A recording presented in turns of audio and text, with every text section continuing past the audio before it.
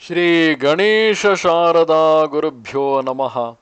ವಸುದೇವಸುತಂ ದೇವಂ ಕಂಸಚಾಣೂರಮರ್ದನಂ ದೇವಕಿ ಪರಮಾನಂದಂ ಕೃಷ್ಣಂ ವಂದೇ ಜಗದ್ಗುರು. ಶ್ರೋತೃಗಳಿಗೆ ನಮಸ್ಕಾರ. ನಾವೀಗ ಬ್ರಹ್ಮವೈವರ್ತ ಮಹಾಪುರಾಣದ ಶ್ರೀಕೃಷ್ಣ ಜನ್ಮಖಂಡದಲ್ಲಿ 121ನೆಯ ಅಧ್ಯಾಯಕ್ಕೆ ಬಂದಿದ್ದೇವೆ. ಹಿಂದಿನ ಅಧ್ಯಾಯಗಳಲ್ಲಿ ಉಷಾ ಅನಿರುದ್ಧನ ವಿವಾಹವಾದ ಪ್ರಸಂಗ, ಆ ಸಂದರ್ಭದಲ್ಲಿ ಬಾಣನ ದೈತ್ಯ ಸೇನೆ, ದೈತ್ಯ ದೇವತೆಗಳಿಂದ ಒಡಗೂಡಿದಂತಹ ಸೇನೆಗೂ ಹಾಗೂ ಯಾದವರ ಸೇನೆಗೂ ನಡೆದಂತಹ ಯುದ್ಧ, ಅಂತಿಮವಾಗಿ ಬಾಣನು ಬಂದು ತನ್ನ ಮಗಳಾದಂತಹ ಉಷೆಯನ್ನು ಅನಿರುದ್ಧನ ಸಮೇತನಾಗಿ ಶ್ರೀಕೃಷ್ಣನಿಗೆ ಅರ್ಪಿಸುವುದು, ಈ ಪ್ರಸಂಗವನ್ನು ನಾವು ನೋಡಿದೆವು. ಮುಂದುವರೆದು ಅನಂತರ ಕೃಷ್ಣನು ತನ್ನ ಪರಿವಾರದೊಡನೆ ಒಂದು ದಿನ ದೇವತೆಗಳ ಸಭಾಮಧ್ಯದಲ್ಲಿರಲು ಒಬ್ಬನೊಬ್ಬ ಬ್ರಾಹ್ಮಣನು ಬ್ರಹ್ಮ ತೇಜಸ್ಸಿನಿಂದ ಪ್ರಕಾಶಿಸುತ್ತಿರುವವನಾಗಿ ಅಲ್ಲಿಗೆ ಬಂದನು. ಅಲ್ಲಿಗೆ ಬಂದು ಪುರುಷೋತ್ತಮನನ್ನು ನೋಡಿ ಭಕ್ತಿಯಿಂದ ಸ್ತೋತ್ರ ಮಾಡಿದನು ಮತ್ತು ಶಾಂತನಾಗಿ ಭಯದಿಂದ ಕೂಡಿದವನಾಗಿ ವಿನಯಪೂರ್ವಕವಾಗಿ ಮಧುರವಾದ ಮಾತನಾಡಿದನು. ಬ್ರಾಹ್ಮಣನು ಹೇಳುತ್ತಾನೆ, ರಾಜಶ್ರೇಷ್ಠನೂ ಮಂಡಲೇಶ್ವರನೂ ಆದ ಶೃಗಾಲ ವಾಸುದೇವನು ನಿನ್ನನ್ನು ಕುರಿತು ಹೇಳಿ ಕಳುಹಿಸಿರುವ ಮಾತನ್ನು ನೀನು ಸಮಾಧಾನ ಮನಸ್ಸಿನಿಂದ ಕೇಳುವವನಾಗು. ಆ ಶೃಗಾಲನು ಹೇಳುತ್ತಿರುವನು, ನಾನು ವೈಕುಂಠದಲ್ಲಿ ವಾಸುದೇವನಾಗಿ 4 ತೋಳುಗಳನ್ನು ಹೊಂದಿ ದೇವೇಶನು, ಲಕ್ಷ್ಮೀಪತಿಯು, ಪ್ರಪಂಚಗಳನ್ನು ಸೃಷ್ಟಿ ಮಾಡುವವನು, ಬ್ರಹ್ಮನಿಗೆ ರಕ್ಷಕನೂ ಆಗಿರುವೆನು.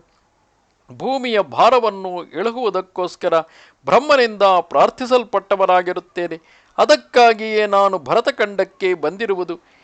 ಈ ಪ್ರಕಾರವಾಗಿ ಹೇಳಿಕೊಳ್ಳುತ್ತಾ ವಸುದೇವನ ಮಗನಾದ ವೈಶ್ಯನು ಕ್ಷತ್ರಿಯನಾಗಿ ಅಹಂಕಾರದಿಂದ ಮಹಾಧೂರ್ತನಾಗಿ ಜನರಿಂದಲೇ ಜಯಿಸಿ ದುರ್ಬಲರಾದ ರಾಜರನ್ನು ಬಲಿಷ್ಠರಾದವರಿಂದ ಯುದ್ಧ ಮಾಡಿಸಿ ಕೊಲ್ಲಿಸಿರುವನು.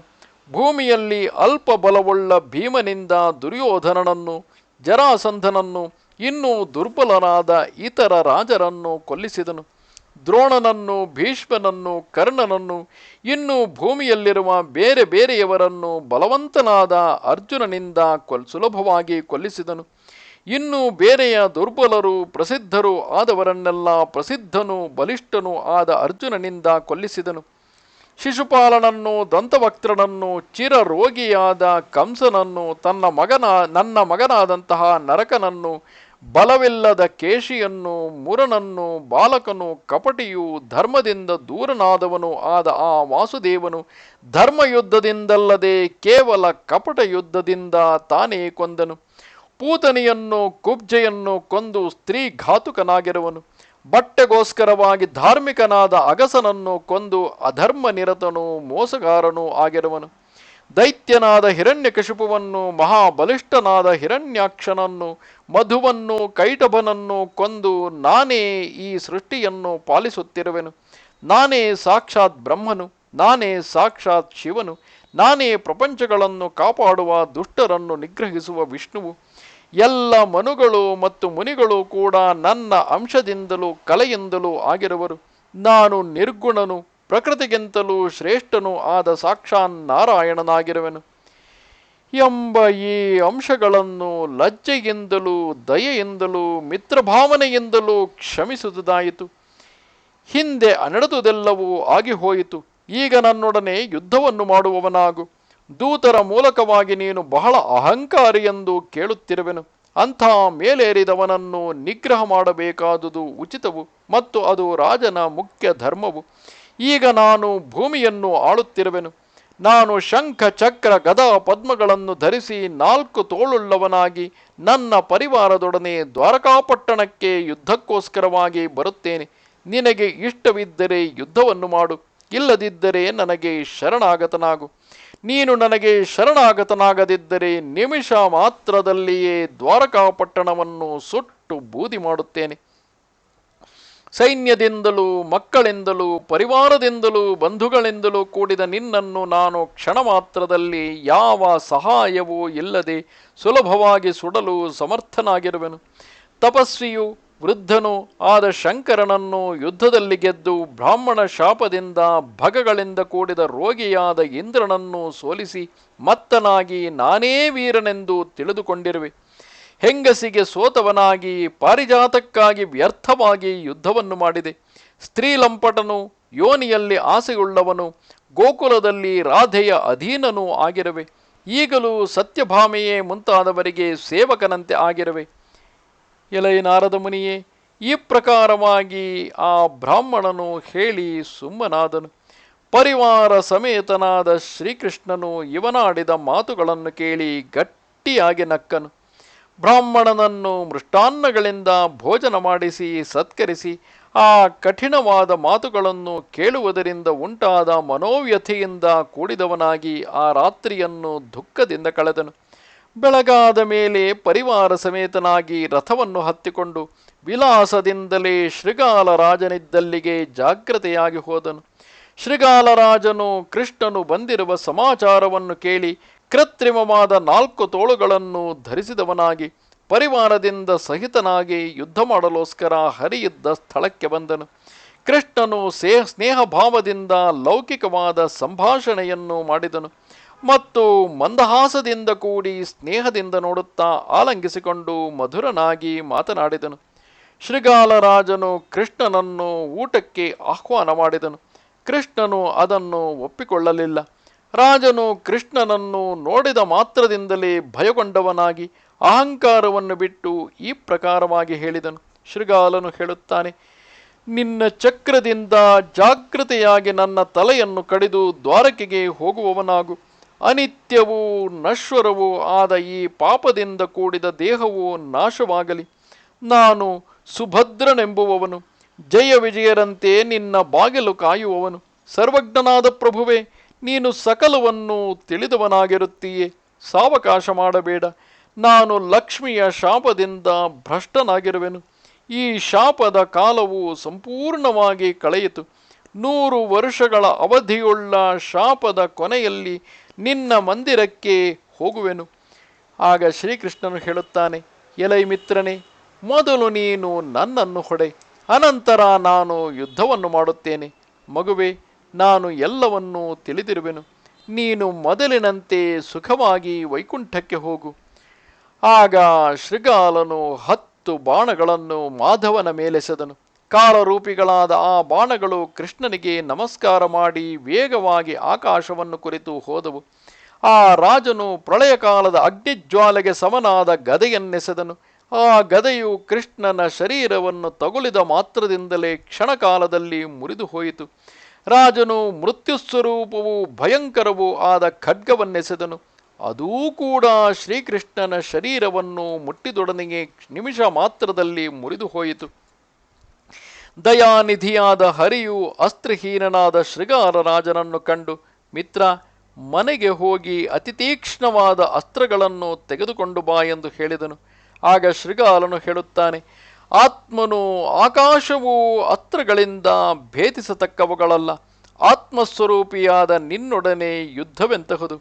ಭೂಮಿಯನ್ನು ಉದ್ಧಾರ ಮಾಡಲು ಕಾರಣನಾದ ನೀನು ನನ್ನನ್ನು ಸಂಸಾರ ಸಮುದ್ರದಿಂದ ಉದ್ಧಾರ ಮಾಡು.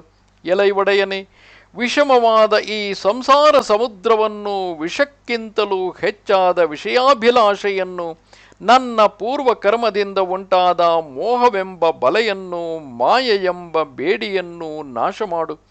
ನೀನು ಸಕಲ ಕರ್ಮಗಳಿಗೂ ಒಡೆಯನು, ಬ್ರಹ್ಮನಿಗೂ ಬ್ರಹ್ಮನಾಗಿರುವಿ ಮತ್ತು ಶುಭ ಕರ್ಮಗಳ ಫಲವನ್ನು ಕೊಡುವವನು, ಸಕಲ ಸಂಪತ್ತುಗಳನ್ನು ಕೊಡುವವನೂ ಆಗಿರುವಿ.